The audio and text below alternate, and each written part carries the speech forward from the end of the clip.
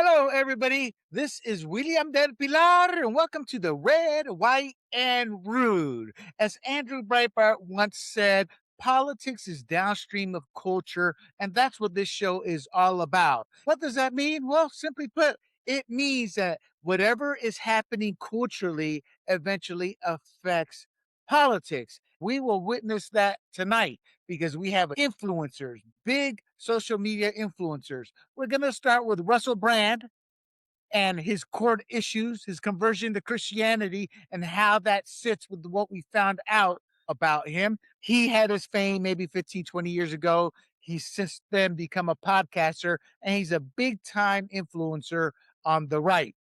Then we're going to shift over to Hasan Piker. As many of you all know, he's a gamer on Twitch. I'm not sure how much he's still gaming as much as he's just ranting politically. But the reason we're going to talk about him, because I have spoken about him about a year and a half ago, but he's back in the news over the last 3 to 6 months because he's being platformed and his hate and his kill conservatives, kill capitalists, rob from capitalists, they're normalizing that. He was just interviewed a couple of weeks ago by the New York Times. The New York Times and the Washington Post are the two standards for everything leftist, for everything progressive, for everything that's wrong with this country. They just platformed him and gave him a cushy interview with no pushback where they allowed him to spout his vile hatred, his vile progressivism, his vile hatred of Christianity. He just checks off every box. Before we get going, though, please make sure you're following us on Rumble or YouTube. If you're watching this on one of those two platforms, just hit follow, hit like, and make sure you share this show. And with that, let's bring in the panel. And the panel tonight is we're going to start with the G Man. We'll put the G Man on top tonight, and we'll put the Hey, beautiful Miss Annette Ross on the bottom. How y'all doing? good. Good. So Annette, we got the Yes. first show going on. We're gonna hit it off with your boy Russell Brand. Yeah. Thank you. And you guys aren't too familiar with Hasan Piker, so I think you and the audience, because Hasan skews young. We're a little bit older, as you can tell by the shades of gray here, but our generation needs to know about him. Hasan Piker is a product of indoctrination at our schools, not being taught to critically think. And as you brought up a month or so ago, what they're allowing to be taught in school, along with what they're putting in the library to read. And that is a demonization of American patriotism, of capitalism, of everything that made this country great. So let's get right on into it. Let's start with Russell Brand. As y'all know, Russell Brand is a former actor, a big time podcaster, big time influencer, has millions of followers on Rumble, where he is exclusive there and has a contract there, and was one of the first, if I remember correctly, correct me if I'm wrong, G, but Russell Brand was one of the first big time contract pickups they had at Rumble when it started. And he's got a big following there of quite a few million people. So Russell Brand had a very public Christian conversion. And that's under the spotlight right now. Well, first of all, he had what I call an excruciatingly awkward Bible search on Piers Morgan Uncensored, which I thought was hilarious. But his enemies are really taking him to task on it. I just think it was there's 10 zillion, Annette, you're the good Catholic here. There's 10 zillion Bible verses. So not being able to remember where one is at is not only normal, I expect it out of the average Joe, don't you? Yeah. I mean, they asked him on the spot. I saw that, and he's flipping through the pages because they were No, saying, no, no, no, no. Let me correct you. He volunteered. Oh, yes, it was this verse. Let me find it. and then he was, flipping through. But I mean, maybe he didn't remember exactly if it was in the gospel, if it was one of the epistles, or if he was in the Old Testament, New Testament. I don't really remember what he was actually looking for. Uh, Isaiah. yeah, now that's Old Testament. Okay. But the point is, he dug his own hole. Piers Morgan didn't say what verse. He to show how Christian he is, how well versed in the Bible he is. He volunteered it, and it really burned him. But that viral moment kind of landed in the middle of fresh rape and sexual assault charges in the UK with multiple women accusing him across a span of years. Well, let's be honest, not a span of years. It's like from 15, 20 years ago for a span of years when he was younger. So on top of that, he's openly admitted to an exploitative sexual encounter with a 16-year-old girl when he was 30. Now, he stresses, because he's right, he is right, it was legal, but he does acknowledge the power imbalance. Very impressionable 16-year-old. He's a famous actor, rich, shades of Bill Clinton and Monica Lewinsky. But so that's come to light. So all this sharpens the contrast between his redemption story of being a born again Christian and the real questions about accountability for past behavior. That's the framework of what's been set up. His trial is set for this October, and we're going to see how it goes. I mean, he's had interviews, he's had public stumbles. The debate keeps going back to his celebrity accountability and shifting cultural standards in terms of Stephen Ross, for example. Is that Aerosmith? Steven Tyler. Steven Tyler, yep. Yeah, he's being taken to court accused of rape from something 50 years ago. We're in a weird era right now where people want payback for their own feelings, for their own morality, when the truth of the matter is they won't look at themselves in the mirror. They won't look at their own closet. So I kind of find that offensive. I'm not condoning any of it, but it's like they want to dredge up anything from somebody to go after them without looking at themselves. I think it's envy. A lot of it's envy as well. But first, you won't believe how Russell Brand's big Bible moment with Piers Morgan went completely off the rails. And guys, real quick, any comments, G, before as I pull it up? Are you aware of the incident we're talking about? No, I'm seeing this for the first time right now. Okay, so I'm not going to show it all. It's 4 minutes, and it's purposely 4 minutes because he spent 90 seconds. Took that long, yeah. I personally think he didn't do it on purpose, but it came across as a comedic segment. There's old Piers waiting and waiting. Yeah, I thought it was fun. So we'll check out a few seconds of it here. All right, guys, and I will not forget. I will not keep you guys as little people after the video plays. Looking at some passages, what were the relevant passages for you? All right. Thank you for asking me. Thank you. Well, see, Good lad. he asked him. A little bit. He was just asking what the relevant passages were, Annette. He didn't ask him to go into the Bible, look for them, and read them. All he had to do was say Isaiah. Well, I disagree with that, but It was this from Isaiah. You're right. Bear did say, be chilled. Sometimes I lose the chill, man. So he's trying to talk because he knows he's on camera.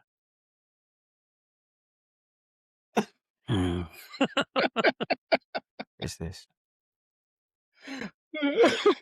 I'm gonna go forward here a little bit. Man, I'm still looking. I just jumped about a minute.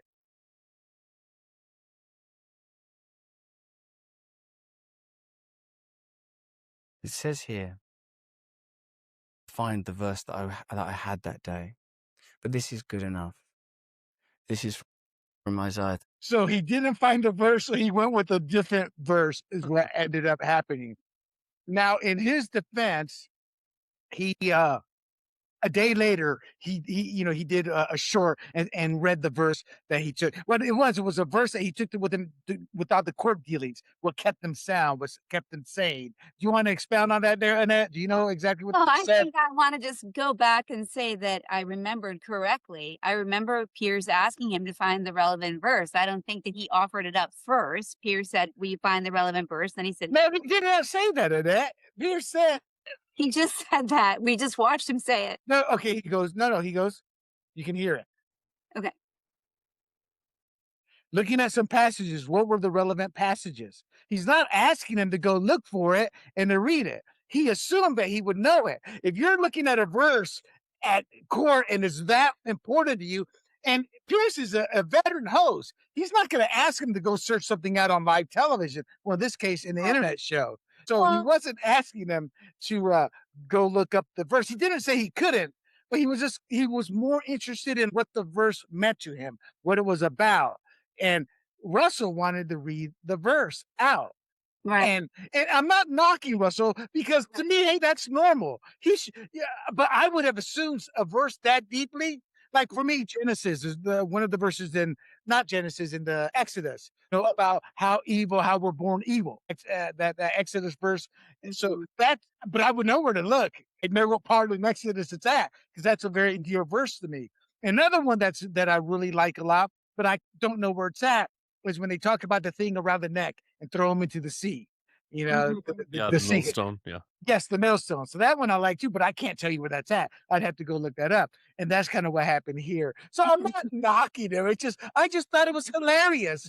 You know? And Let me defend Russell just for a second. So, yeah, he G. should have come with that on his mind, but Piers did put him on the spot. But Piers, this is a recorded internet podcast. Piers could have just cut that whole thing out. oh no, that's So- I think he streams it live, doesn't? No, you're right. I think you're right. Yeah, so I think he left it in for a reason, just to, I don't know. put Oh, it's Russell great down on comedy. justice. I think it's great comedy. Yeah, I mean, this is a serious time for Russell Brand when everybody's sort of weighing in and whether they find him and his conversion to be believable. And I guess we're going to get into that, and then I'll give you my thoughts on that.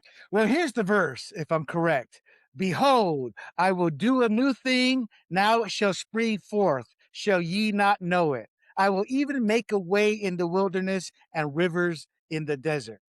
So God is declaring that he's about to do something new, something unexpected, transformative, and impossible by human standards. The imagery of a road in the wilderness and rivers in the desert emphasizes that God can create a path where none exists and bring life where everything looks barren. So it's a statement of renewal, intervention, and divine reversal. And I think to Russell Brand, he's viewing it at how his life is gone and how he has a chance for a new opening. Am I reading that wrong, Annette? No, I think it is about hope, and I think he's looking for redemption. And I did watch his interview with Tucker completely and the one with Megyn Kelly completely. And then I watched Maureen Callahan speak about him on The Nerve. So I found him to be very contrite. And I think he felt that he does not deserve to get through this. While he doesn't think he's done something criminal, because he says these things that happened were consensual. No, we're going to get into all of that. Annette. Don't worry. But no, nobody here is making fun of him. I just found it hilarious. I thought it was a great comedic moment because I found no fault in him. I just thought his own fault was like, dude, don't say you're going to find the verse and you can't find it. You look the fool. Yeah, no. But after reading the verse, you can tell why it's important to him because, like, when I look at my own past life, I was an animal in the military. All I cared about were women and boozing. That was it. My whole life was every Friday night, what woman I can try to seduce. That was it. Typical heterosexual male wanted to go out and get bleep. That was it. And that's what he went Not through. really a typical heterosexual male. At that age, in your early 20s? Gee, Is that you? G? No, G's going to tell me no right I now. wasn't that way, but I'm not typical. So Indians are Operative word is typical. introverted. He'll tell you, Indians are introverted. I've never met an Indian that was that way neither. You know? I can't lie. I don't think I've ever met all the Rajas I knew were not like that. I'm being terrible, aren't I? Okay, so 500 million people then, right? If there's 1 billion people in India, that's I'm talking about 1.5 billion people in India, the most So populous. So half of them all male. it's not that they can't perform. Getting off topic. okay, so I'm referring to the 170 million heterosexual males in America. Is what I'm referring to. And military men. You know, on a side note, that's why I wish everybody would join the military. The adventures you experience from bad to good really shape you. And once you outgrow that, you start to realize the importance of life, of what we have here, of family, etc. The military does that. And so I outgrew that. Russell Brand, it took him much longer, but then he was a spoiled drunk. You You outgrew it before Victory Day, right? VD. Victory. Victory. Moving on. Those are all the guys. Those are the guys in the Philippines, that I knew. They were so bad. The medic said, "Bro, I can't do this under the table. You're coming in every 2 weeks, with a penicillin shot." And I am not exaggerating. All right, let's move on.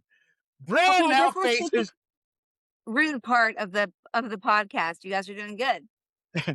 Brand now faces a combined trial on multiple sexual offense charges, including rape, sexual assault, and indecent assault tied to incidents from 1999 to 2009. So, gosh, that's 26, that's 25, that's over 20 years ago. So the charges involve six. I just got to throw this out there. The UK is letting pedophiles off. They're letting gang rapists off. They're letting everybody off. But Russell made the mistake of being a white UK Englishman, and they're going after him. And I'm sad. It's sad to say, but that's how it looks on the surface.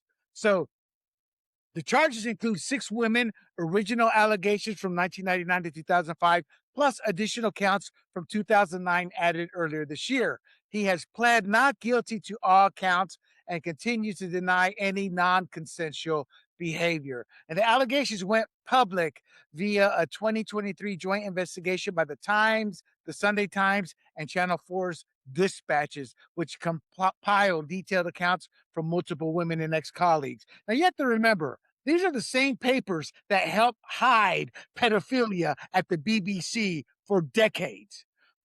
Eventually they were forced to report on it because the information was coming out.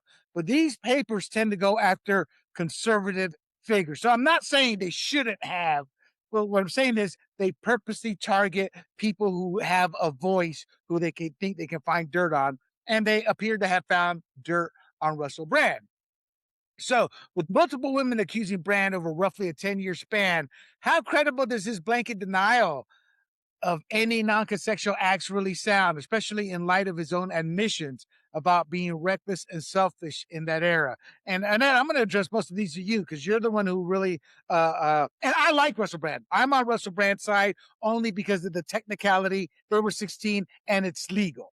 And this was also 20 some odd years ago. Why all of a sudden are these charges coming up? It smells to me more of a political attack than wanting to sit there and see justice. That's just how I view it. I'm not saying I'm right or I'm wrong. Annette. Yeah, I think the timing of it is convenient for that reason as well. I think the part of it that made it complicated for me was I did watch the segments where they had like a documentary about it. I think there were some people that actually were real victims and some people that were actors, but it was like their words the actors were using. So they showed segments of that on Megyn Kelly and on The Nerve. And I have to say, some of the scenarios seemed believable, I guess. But I also listened to him explain it, where he says and he admits he was obnoxious. He took sex when he ever could get it. Well, And let's listen, Annette. Let's listen to it. I have that queued up. okay, great. Okay, great.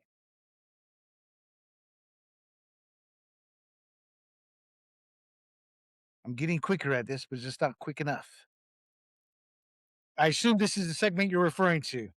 Probably, yeah, maybe. Yep. In Europe and in the United Kingdom where I'm from, the age of consent is 16, and I did sleep with a 16-year-old when I was 30. But when I was 30, I was a very different person. I was a lot younger, and I was an immature 30-year-old. Consensual sex, actually, with a variety of people, when there is a strong power differential, as there is when you're a famous man that has the ability to attract women that I had at that time, I think involves exploitation. I think it is exploitative. I recognize that my sexual conduct in the past was selfish, and I did not apply enough consideration, barely any, I suppose, really, to how that sex was affecting other people. I assume that's what you're referring to, Annette. Yeah, I was referring to that, his explanation of the power dynamic and the fact that he was famous and he could get people easily into a sexual encounter, but I'm also referring to the documentary where the women speak and they describe the scenarios they were in with him. And I didn't find it to be completely I did believe them. So that sort of, then I was like, wow, he really was sort of like he said, selfish. He wasn't really being considerate. He was sort of a jerk and taking sex where he could get it, sounds like rather easily. But I've Oh, of seen course. women will also do that for a man who's a star. I mean, And, and here's the kicker on that: we don't know those women's background, and that's why you have a trial, and that's why they get deposed before trial, and that's why they get cross-examined at trial. Gee, how should society, and for the record, I've seen this power dynamic too. When you're an American in the military and you're overseas, and America has no clue what poor really is until you go overseas and see what truly poor is. And there's a power dynamic too. You're the American, the potential ticket for the woman. So that power dynamic, it doesn't just have to be rich and famous people. It depends who you are and where you're at and the situation you're in. And I saw it played and it disgusted me. Where it's like, dude, what are you doing? And they don't care. They don't care. It's about getting a piece of bleep at the time. And I'll be honest, as much as of a horn dog as I said as I was earlier, I always respected women in my own weird sense. Why? Because I was brought up with three sisters, a mom, and an aunt. So I did have a line I wouldn't cross, but I did, and I'm not a saint, but I saw that line cross multiple times in horrific ways. Maybe not abuse, not physical, but emotional hope being given to some women, being able to leave the country, leave the life they're in of being dirt poor. Gee, how should society weigh historical allegations like this? Some of these are more than 20 years old, and he claims personal redemption. He's very specific, and he's correct by law that was legal. So how to me this is next to impossible to prove rape. If the jury wants to get him, they're going to try to get him. Kind of like OJ with the civil suit. He was found not guilty, whether we like it or not. They still went after him. It seems like they're just going after him here. Or am I looking at this wrong? How do you weigh these historical No, allegations? I look at the same way. I think when it is 20 years old, you have to call into question why bring it up now. I recognize that there's a lot of shame involved if you're assaulted, right? And so you won't bring it up immediately, or you might find strength in numbers. So now you're talking about 6 women, so maybe there's strength in numbers. But let's go to the Trump what's her name? Jean Carroll. Jean Carroll. Yeah. So she brought it up 20 some odd years later, but Trump's running for Oh, she president. was Now there's a lying. motive to bring it up. There's a motive to lie. And then she's also saying, well, Apprentice is my most favorite show. Like, oh, you're watching your alleged rapist? That's your favorite show? Like, that doesn't even make sense, right? So with these women, I think it will be hard to figure out like what the truth is. And here's the other part of it is maybe he is repentant, right? Maybe he does feel bad. yeah. But there's a difference between that and paying a price for crimes that you've committed. I'm not saying he's committed a crime, but if he has, he can't just come out and say, "Oh, I feel really bad. I'm sorry." Then he's admitting guilt, and then he's going to go to jail, and he's going to he's probably Well, thinking, at the "Man, end I've of the day, changed." it's He's thinking, keeps "I've changed. legality. Am I going to spend 12 years for 12 minutes of my life?" You know what I mean? But gee, it is clear the law. So I think, how do they prove rape? And we don't know. Yeah. We stayed at Holiday Inns, but we're not lawyers technically, especially in the UK. So we're not sure. Annette, even if this was legal, which by all accounts it was legal, does Brand's own description of that encounter as exploitative fundamentally change how you view his redemption arc? I believed that he felt he even deserved consequences for his actions, that he was a cad and disrespectful to women in these encounters and in these situations where sometimes he would just, the way they said, just appear naked in front of them. And who knows, maybe he was under the delusion that they wanted him. I don't know, because there's a lot of context missing in these different interviews, the questions that I would have asked. But I think even though Maureen Callahan, who talks a lot about it and really is on the side of the victims, and I thought she did a really good job defending them, I found Russell Brand to be believable. and honest. And I think he feels like there should be that it wasn't criminal, but that he should have some sort of penalty. He does need some sort of redemption. He does want to sort of make it right. Not that you can make that right. I do. My take on that is simply put: there's two sides. We don't know the truth. Hopefully, during the trial, we will find the truth. But if it was consensual and power dynamic or not, if it's consensual, it's consensual. And the reason I say that because at the end of the day, everybody has a choice they can make.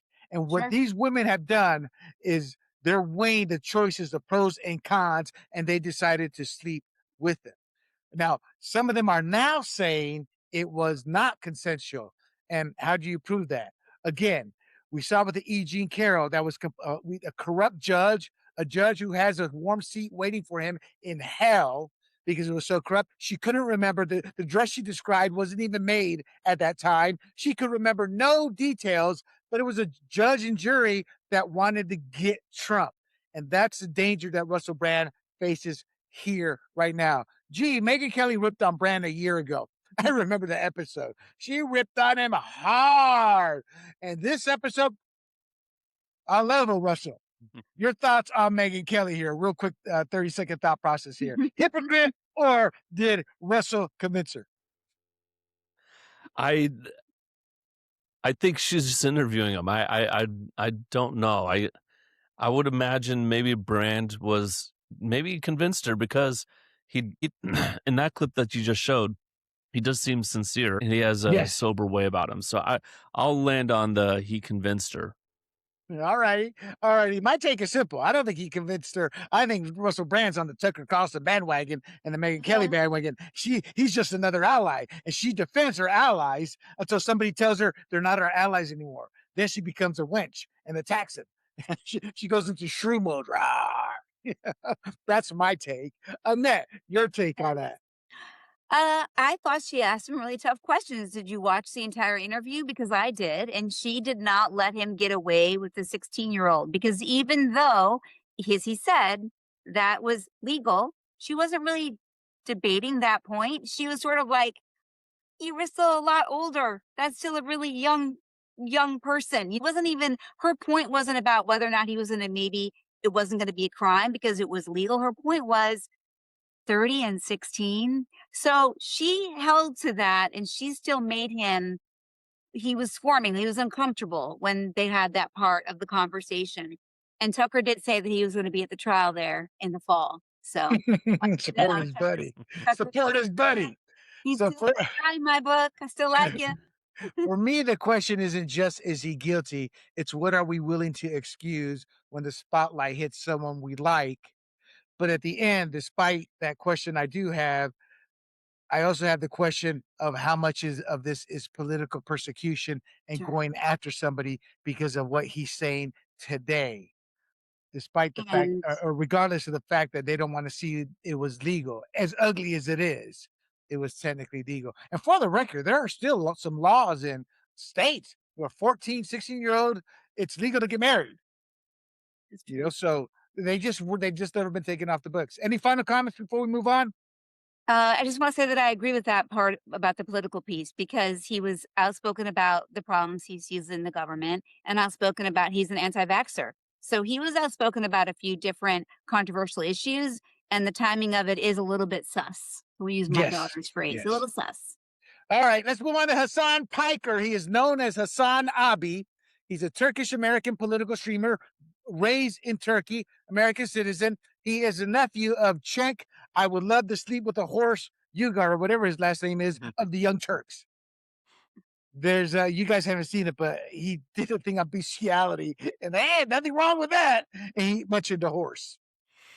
Oh, I couldn't the images. Oh no. no. so he's Different cultures, different cultures. I wasn't thinking along those lines. I was thinking of him and the horse. So Hasan Abi is a Turkish-American political streamer with a multi-million follower Twitch and YouTube audience. He's positioned as a Marxist far-left commentator. He's described by some, everybody wants to describe themselves or somebody to get attention. He's the Joe Rogan of the left. Actually, Joe Rogan was the Joe Rogan of the left before they went nuts. So Twitch earnings, that's been leaked out over in a 2-year period. He earned nearly $3 million. As of May 2026, he's got about 3 million Twitch followers, has about nearly 2 million YouTube followers. His production company has about 325,000 followers on X, and he has about 1 million. So this guy has a reach of about 6 million people, 6 million followers, most of them young men who are lost, who there's a lot of young white men. It's of all cultures here, because remember, as we've talked about in the past, the young white man's the one that's been feeling lost in this country, and he blames capitalism, and they gravitate to that nonsense. So he's not a fringe rando.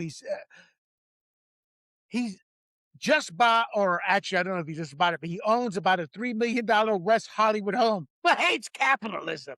You know, the irony of that. So why is he in the news right now?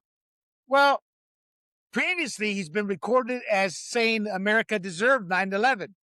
He mocks our veterans like Dan Crenshaw's combat eye injury. He danced on stream when Queen Elizabeth II died. I know you don't like that in that. He's an anti-Semite. He has anti-Israel rhetoric. He's clearly an anti-Semite. You can tell when you listen to him. And he sat there saying, hey, instead of suicide bombers, use drones. So he's just full of hate. So right now, he's being normalized. He's speaking at universities, just spoke at Yale or Harvard and said Hitler wasn't a bad dude. And when the crowd groaned, he said, no, wait, hear me out. Those aren't quotes, but that's kind of how he opened up. He's being normalized, speaking at universities. He's being featured in outlets like the New York Times. He's campaigned and campaigning with Democrat candidates, and he's grown close with politicians like Zoran Mamdani. They're two peas in the pod. Now, he is drawing some fire from the Democrats who are Jewish, along with Jewish commentators, Jewish organizations. A couple of years ago, some brands pulled their advertising. Twitch changed up the advertising, which kind of gave cover to the advertisers to go back and advertise on his show again, because all they saw were couple of million followers to advertise. So let's start with the comments that first made him infamous, where he talked about America deserved 9/11, so I can get your thoughts. On a stream, he attacked Dan Crenshaw, and he said, quote, America deserved 9/11, dude, unquote. He blamed U.S. foreign policy and treating the attack as justified. He mocked Crenshaw's missing eye, which most people don't realize he lost that eye in an IED. So he called it the work of, quote, some brave bleeping mujahideen, unquote. And he was laughing all about it. So after backlash did come, but he said, what do they always say, G? Oh, I was taken out of the context. The classic, I was taken out of context. He celebrated your queen's death, Annette, Queen Elizabeth II. So he has a pattern here. When Western or pro-Western figures are attacked or die, he celebrates. He mocks them with they had it coming. He has no show of decency. He was brought with no morals, no etiquette, and everything's fine right now until one day the backlash or karma, it could happen to him. Then he'll play the victim. Any thoughts before I show a few videos here? Gee. No, I mean, I just think of what the whole saying is, no publicity is bad publicity. If you just throw bombs, you're going to get people to watch you. You're going to get people to share you. You go viral. You get more money. I think that's a lot of his shtick. And not that I don't believe that he believes this, but he's more emboldened to say these outlandish things so he can get more clicks, more views, more money. It's no longer about clicks. It's about normalizing him. Annette. Hey guys, that's what we need to be doing. I'm just joking. What I was going to say. Kill the Catholic girl. I was surprised when I went to look at him on YouTube today that he interviewed Jeffrey Sachs. We all know who he is, and John Mearsheimer, and some really prominent people. It was all about the war, but I was like, wow, well, hold on, Annette. He interviewed people who were anti-war. So there's a podium. Yeah. No, but he got them on his podcast. I mean, because of the firework count. the follower count. Yeah. Okay. Well, I'm just saying I was surprised because he's So someone let me hear your take. Let me hear your take after we see these series of videos, which Yeah. I'm pretty sure you didn't see these. I bet I didn't. Well, my understanding is that the property owners who have properties there choose just not to rent it at all. Yeah, kill That's the them. result. Kill those motherfuckers and murder those motherfuckers in the street. Let the streets soak in their fucking red capitalist bloods, dude. Thoughts, G, before I go to the next one. Is disturbing, and the capitalist who buys a $3 million home. Yeah, that's the only thought I have right now. Okay, It just okay. sounded. Annette, thoughts on that video? Kill capitalists. Murder them. Do you think he really means that? Doesn't matter. It does. See, that's the whole point. That's indefensible. It doesn't matter because how many nut jobs was the guy at Pennsylvania, the guy at the White House Correspondents' Dinner? They're not all there. The guy at the baseball field from 2018, he wasn't there. The Bernie Sanders supporter, the guy who shot the Arizona senator's wife, Gabby Giffords, he wasn't all there. Rhetoric doesn't matter whether they believe it or not. It's the ripple effect of rhetoric. Now let's go to this one, and then I'll give you a chance to comment on that.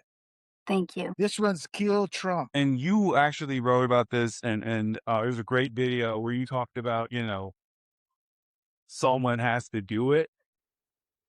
See, when I say that, everyone knows exactly what I mean.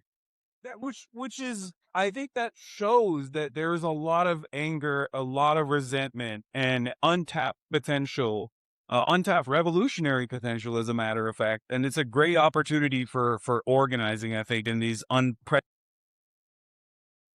He's talking about Trump. Someone has to do it. Annette, respond. Well, he's talking about a revolution. I do think he's tapping into the anger that's out there. There is a whole group of younger people that are disenfranchised. Do I think Doesn't give him the right to sit there and say, kill him. he did not say kill Trump? Did you hear those words?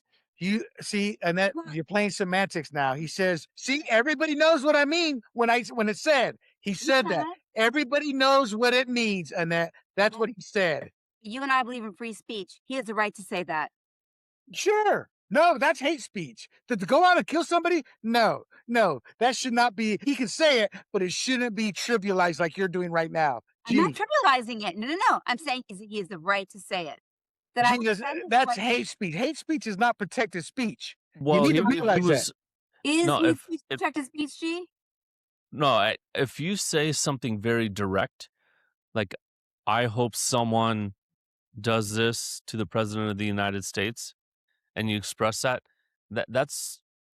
might be free speech, but I am going to do this to the president. Now it's a threat, and the Secret Service will come to your house. That's true, Right. but So he there's did a not line say there. that. Those are threats, incitement, or targeted harassment. Those are But this deemed guy, he illegal. didn't cross the line because he didn't Because say he's smart to cross the. He's not dumb. Right, Highly right, educated exactly. guy. He's Right. provocative. That's not provocative. He's But wishing one to thing death I of will say Trump. is I know my friends who are normal people, and I believe that some of them, if that ever happened, if that guy was successful 2 weekends ago, they would be celebrating, and they would be quiet. They wouldn't say anything. They wouldn't celebrate. Right. But they would As just be much as you quiet. They would. would be happy. They go to work Monday happier. Yep. And I know that's the case because inside they want it. They just won't say it. Because they know it's crossing a line. And there's a difference. We can't go into the minority report, but at the end of the day, the same thing Jews, a lot of Jews would be happy if that happened to him. And these people like that need to be careful because our side has not been pushed to their breaking point. And I fear for this country if that ever happens, because then you're going to have chaos. Well, that's the greatest point you just made. So why aren't we listening to what he's saying and asking questions about it? Because the left is willing to kill anybody that keeps their ideology from moving forward. That's why. That's it in black and white. They hate our ideology so much they're okay with seeing people who stand up for it die and kill. Look, they put a woman in prison for protesting at the Biden administration in front of a Planned Parenthood. In the UK, they can have thousands of Muslim protests and parades on the street. But if a Christian starts to quote the Bible verse, they've thrown him in jail. The ideology will do anything and whatever it takes, and that's why we're talking about this guy. They're normalizing what he's saying. They're saying it's okay. And they use people like yourself, free speech. It's free speech. And that emboldens them because they know you're not going to do anything. Well, my take is that's maybe free speech, but we need to smack it down. We need to do everything to end that. You're missing my point, though. I get your point. I just don't agree with it. No, my point is, why are people listening? And if there are a lot of people, kids, younger people listening, then we need to understand why. But see, I know you always play that game. We know why. These kids are being indoctrinated in school. Even your own daughter said, well, at least Mom Donnie's trying. Well, he just blew through the hundreds of thousands of dollars of New York City taxpayers that went nowhere. We got to get off the feelings. We got to get off the lack of critical thinking and look at what it is. That's where it boils down to. They're not being taught to critically think and to understand socialism and communism has never worked. It has always failed. They're not teaching that. You yourself brought that up a few months ago. I do agree with that, but I don't scream at my daughter. I mean, what I do is I listen to her point of view, and then I give her another way. I'm not here to debate your daughter. I was just giving you an example of the thought process that goes with it. How you deal with your daughter is your own business, not mine or G's. You know, I'm not going to go down that trail. Now, if your daughter starts to talk to me, then that's a different story. You know, but I'm just using her in the terms of how they view it, feelings. Well, he's trying, Mama. You know what? That's not how government succeeds or works. Okay, so here's another one. Gee. If you cared about Medicare fraud or Medicaid fraud, you would kill Rick Scott. Okay? You wouldn't make Rick Scott, former governor of Florida, Rick Scott, you wouldn't make him the current, what is his current office? What is he? He's the Richard Lynn Scott, is an American attorney, businessman, politician, Navy veteran, serving as the senior United States Senator from Florida, a seat he has held since 2019. And also, I believe this past election cycle, he was literally the head of the, what was it, like the Senate? Kill Rick Scott. Guys, this is just a handful. There are dozens of videos of him spewing hate like this. Gee. If a right-wing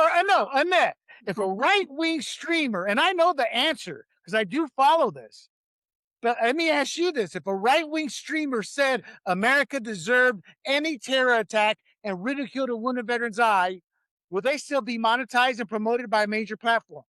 No. No, and it has. Twitch, see, the big thing that brought him to attention the first time was he was saying all this, but they were deplatforming conservative streamers on Twitch. And a lot of backlash happened. So they wouldn't. See, so my point is this is vile hate. And they're letting the minority dictate to the majority based off of culture, skin color. Him being a brown man, he's not brown. He's like me. He may be Middle Eastern descent, but he got a lot of white in him, probably a lot of British in him. He doesn't look anything like his Uncle Czech or like a little me like a Latino. But the point being is they won't sit there because he professes communism, socialism, Islam. He's anti-Semite. That's okay right now. It's all wrong. When I was a child, I grew up, the KKK was wrong. That's why I'll never accept Nick Fuentes or Tucker anymore. I'm like, you cross that threshold. You're beyond redemption in my eyes, at least for today. So, gee, your kids are gamers. You game, you play Fortnite, don't you, with your kids? Have you ever heard any streamer talk like this? I would watch some streamers. I would join up with them in a game, and then I realize they're a streamer, and then go hit their Twitch stream. They would talk about weird stuff like psychic abilities and stuff in order to like get people to watch, right? But in this case, this is weird, and this is what I was talking about in the last podcast. People are getting attracted to this on the left, and it's the left-wing version of MAGA that I'm concerned about because it's a lot more violent. It's a lot more. The right-wing version is not a lot more. It is violent, and there's no comparison it is violent, to the right side. Right. When have we done this? No. Okay. So you can cut this out. You can let me rephrase it. So this is what I was talking about in the last podcast. Well, hold on. Is that Stop. Stop. I want to mark the time here because if not, I'm going to spend freaking half an hour searching. Okay, All right. 46. Okay, go ahead. Go ahead and look for it. All Okay, right. go ahead, G. All right. So this is what I was talking about in the last podcast is what I'm afraid of is this left-wing version of MAGA. And to me, it's not make America great again, but it's that group that says, okay, well, we need to make America in this form, but they're violent. The right-wing version of it is not violent. It's just a bunch of guys waving their flags saying, leave me alone. The left-wing version is waving something else, and I don't even know what it is, saying, we're going to make you do what we want, right? And so this guy is a symptom of that, and it is scary. Like now, Nick Fuentes came out today as a Democrat. I think Tucker's trending that way, left wing. So this is the part that I'm afraid of, and who could tap into that is Gavin Newsom. That guy is a grifter of grifters, and he has that way of, oh, we're good. No, G, you're absolutely correct. And my point to you on that is we know what causes this. We know why this is happening. And when will the Republican Party put the money to take our schools back, to teach honest values, to teach history instead of culture and how they see it? Are you guys aware a textbook in Texas was threatened by because the body that reviews them had Barack Hussein Obama, and a lot of black individuals in Texas took offense. Well, you're only including his name Hussein because it's Islam to produce Muslim hate, and it's Barack Hussein Obama is his name. Again, I'll go back to the Obama with the rodeo clown. It was tradition to wear the president's or candidates' face or mask. You know those masks you see like a Point Break movie of the president, and they ended his career. So we know why this is happening. It's ideological hate. They're tapping into the kids who are indoctrinated from elementary school into high school where they're ready to bloom, and they go to college and they bloom into socialists and communists. It was a youth that got Mamdani elected, the rich white youth, the trust fund kids. So we know why this is happening. There is no discussion point, in my opinion, on this at all. We just have to take back our schools because it's going to get worse. And eventually, as Thomas Sowell said, when you demonize a group, after a while, that group is going to ignore the hate on their own side. So that's why Nick Fuentes is getting a crowd. That's why Tucker Carlson's growing his base still with young white men who are angry and feel hurt because they see it as culturally, my skin is what's holding me back. And sure enough, all those streamers on Twitch were white. Hasan Piker was one who was allowed to continue. He was suspended. Somebody's going to come back to me. No, William, he was suspended for a few freaking days. Something like that, a couple of days. Why? Because Twitch was struggling business, and they still are struggling. They're not the YouTube killers they thought they could be. So his follower count was more important to them than these others because they felt, hey, we got something unique here, and they kept them on board. All right. Now, that's just that. We haven't even talked about his Gaza and Israel. He routinely describes Israel as genocidal, apartheid, and illegitimate, despite the fact apartheid. Yet there's only one place you'll find Christians, Muslims, gays.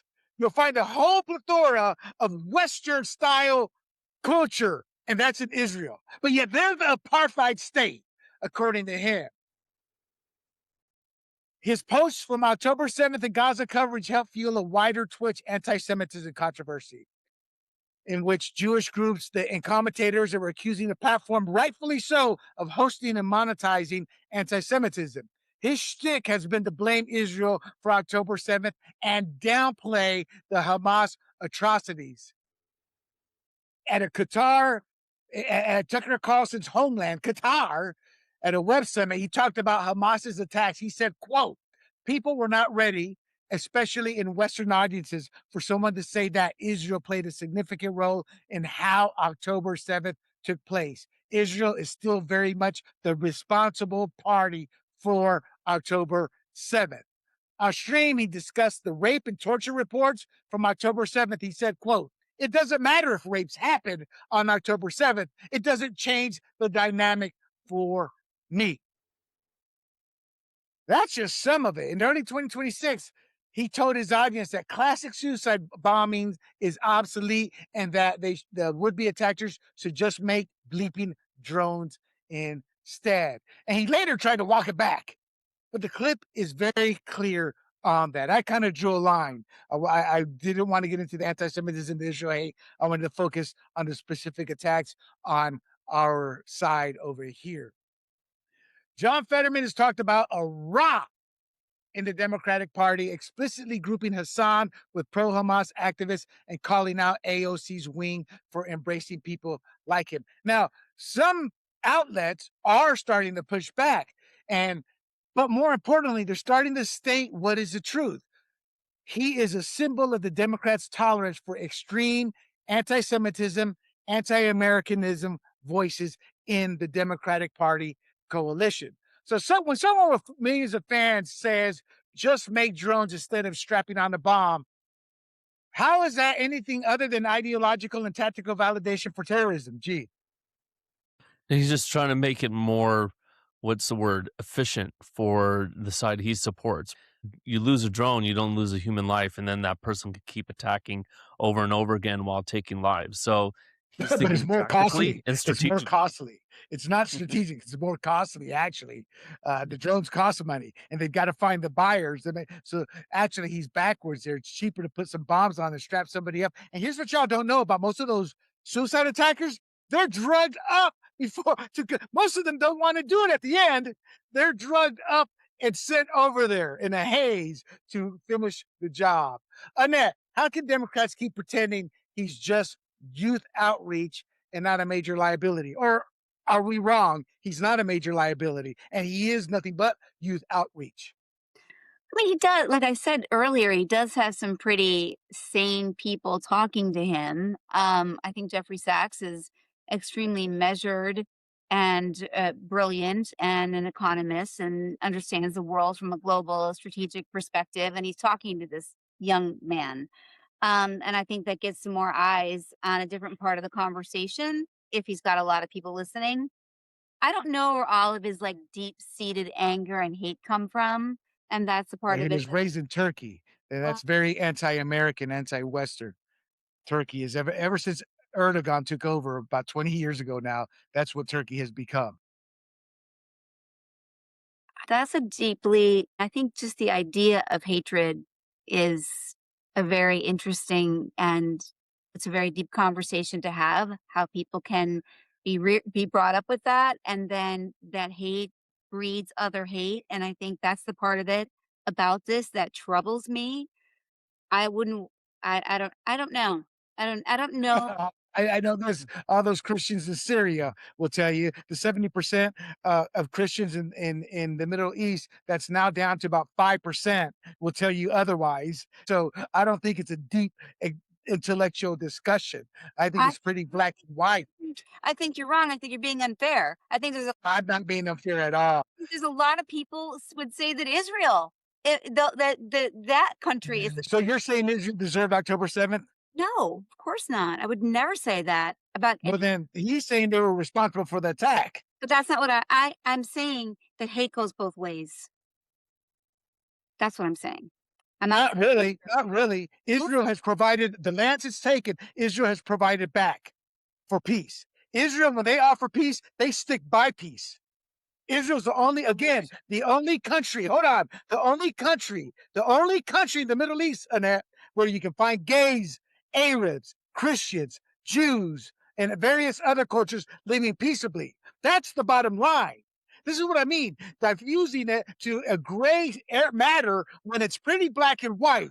They don't like Christians. They have reduced the Christian population in the Middle East, Islam has, from about 70% to about 10%. It's not, and just because Sachs goes to speak to him doesn't really, it kind of lowers what my low belief of Sachs already was. I agree with Sachs on one opinion. That's Ukraine. Everything else, he's just a high-priced Ivy League intellectual.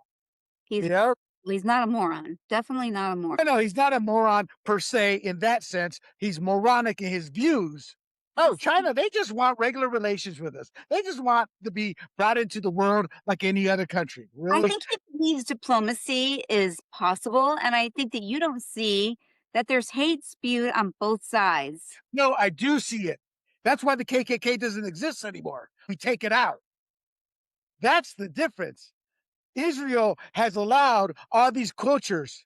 Israel could destroy that mosque if they wanted to, and pretty much take out any country they want in the Middle East, but they don't. Israel just wants to be left in peace. Every time peace has been brought up and offered, they've stuck to it. It's the other side. Hamas has said in their charter Well, they Bibi, wanted to exterminate Jews. Bibi has never agreed to a Palestinian state alongside of Israel. Others have. Prime ministers have. Why? Because they are a duly elected country. Is Jordan duly elected? Iran, in name only.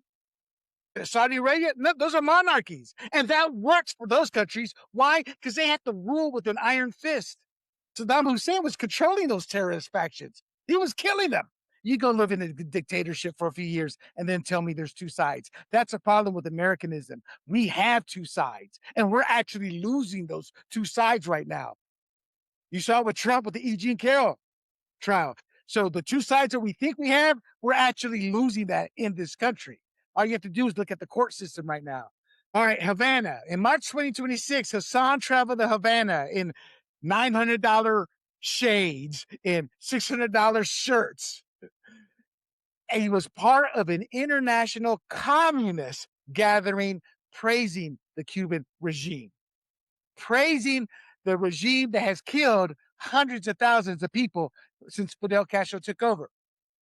Ordinary Cubans blasted these foreign leftists, telling reporters, quote, "We are not a theme park," unquote, and condemning them for their suffering as revolution cosplay backdrop. They were LARPing, is what they were doing. They pointed out that Hasan and his friends were staying in luxury hotels, enjoying five-star treatment, while locals were standing in ration lines and enduring shortages. And they lost power because a lot of the power was being funneled to where they were staying at and to the parties they were having. That's how little energy they have in that country. Hasan lives like a multimillionaire in LA, $3 million home. He's the top 1% in earnings, but he rails against landlords, capitalists, and the rich. And at the same time, he praises or legitimizes regimes like Cuba's torturing of the dissidents, they're banning the free speech and keeping their citizens poor and afraid. Yet it's a great regime, is what he says. So you got a Marxist millionaire cheering on tyranny from the comfort of wealth.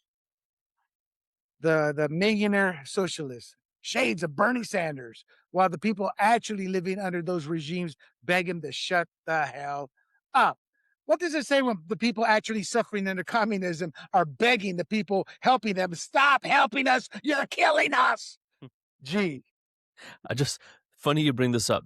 Yesterday, I just watched a YouTube video by Joe Hatab, Hattab, and he went to Cuba, I want to say in the last few weeks. And basically, he was talking about the plight of the Cuban people under this government, under the blockade. It was very fair-handed, even-handed, and it was fair to both sides, but it wasn't pro-communist or anything. And he actually asked them, are you happy living here? And the people are like, no, look at how we're living. So yeah, it makes sense that the people there would say, get out of my country, stop praising what we have.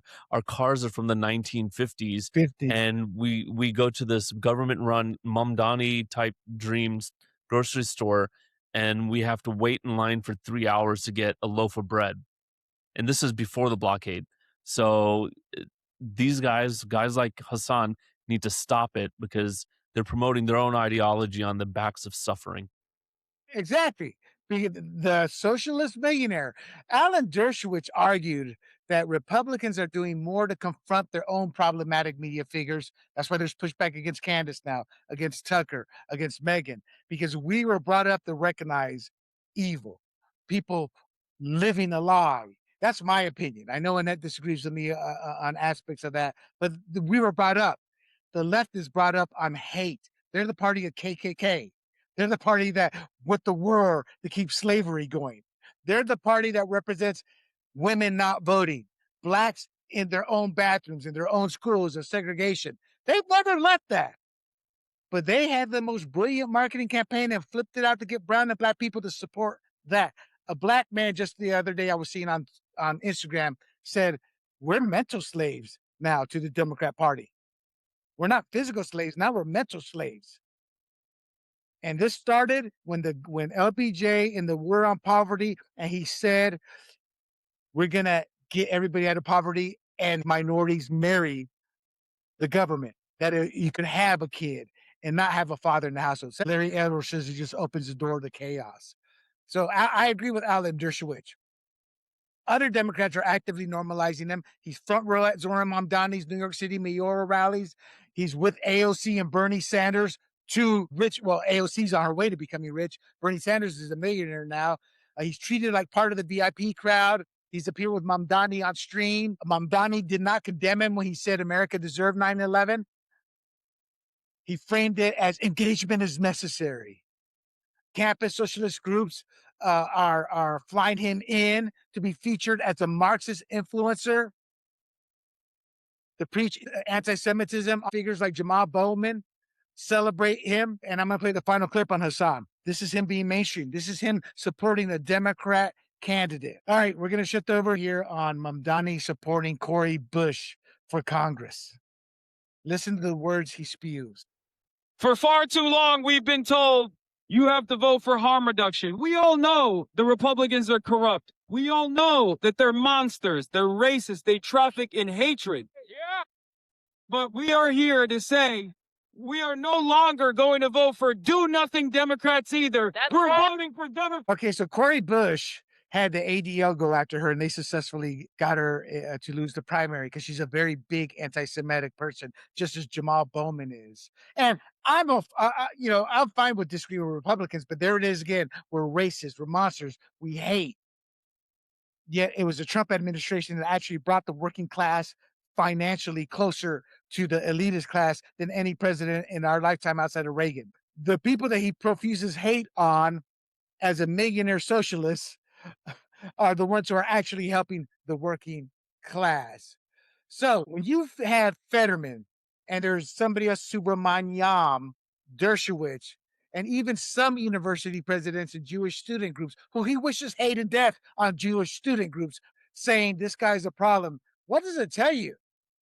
Where our country's headed when big name outlets like the Times and Democrats like AOC, Bernie Sanders, Mamdani, treat him like a rock star. What's that saying about where we're headed, G?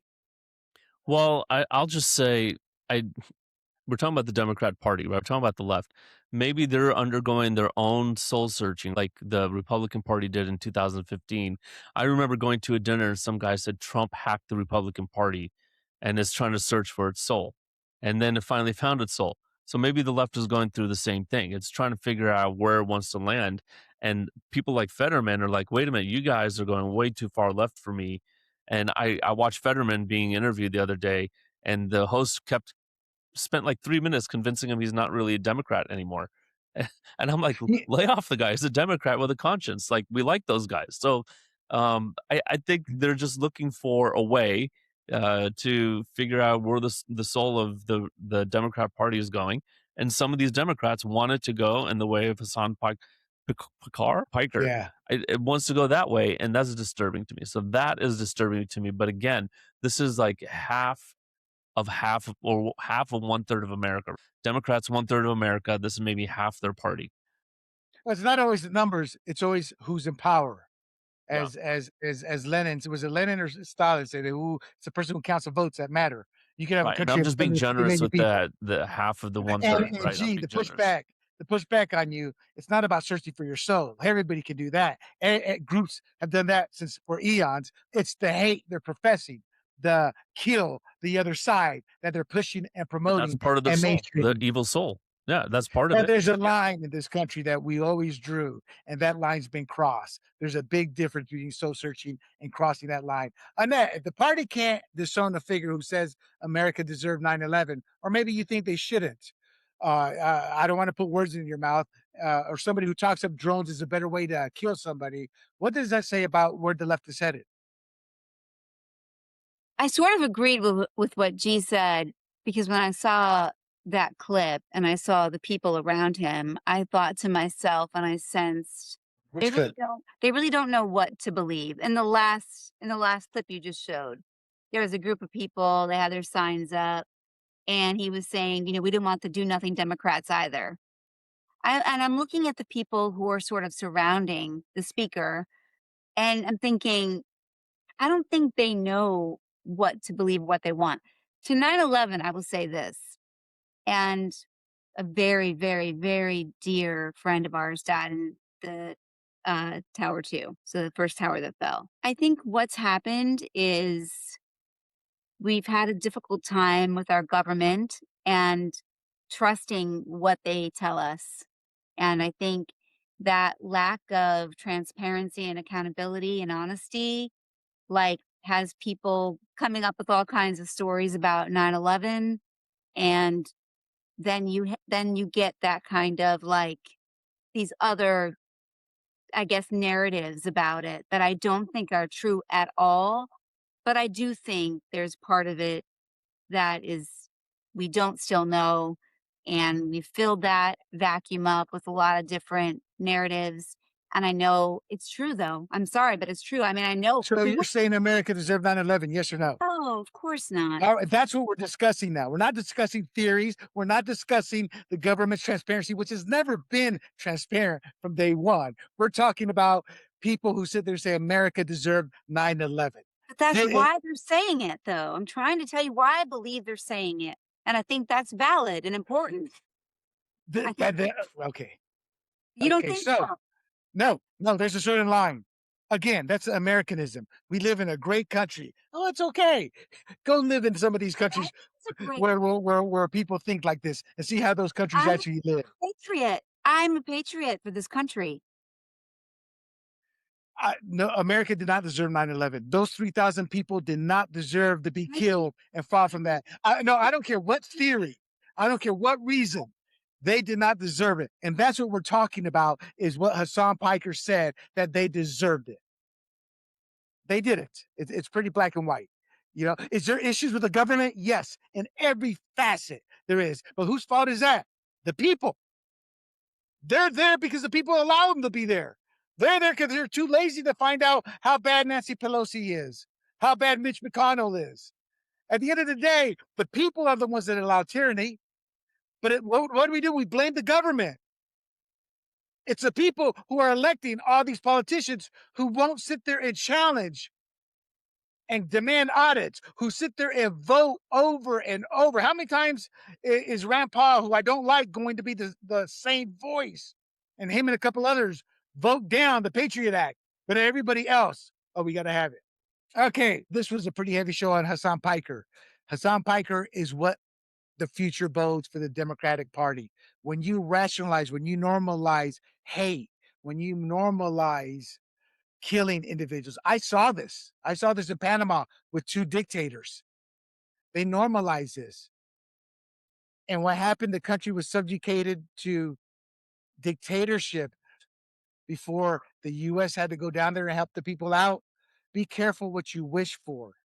Having bad people take advantage of our laws, to have somebody raised in a different country come here and run for office with their anti-American beliefs and get elected because their whole district is of the same people from the different country. That's wrong. Our own freedoms, as a Tiger Mom wrote in a book, Amy Choi Yale, who said, our own laws, our way of life, our own culture of how we welcome the minority and give them everything over the majority eventually destroys nations. And that's documented fact. And I fear that's the road we're heading down. Don't forget, if you like what you heard, follow us on YouTube under Grumblings Media Politics and on Rumble under Grumblings Media. For the G-Man and the Ms. Annette Ross, until next time, I bid you adieu. Hey, everybody, this is William Del Pilar, founder of Grumblings Media, and I want to say thank you for watching our content. If you want to support our all-volunteer efforts at Grumblings Media, smash the subscribe button right here. 100% free, and please consume and share our great content. Click either one of these two boxes for more of our work.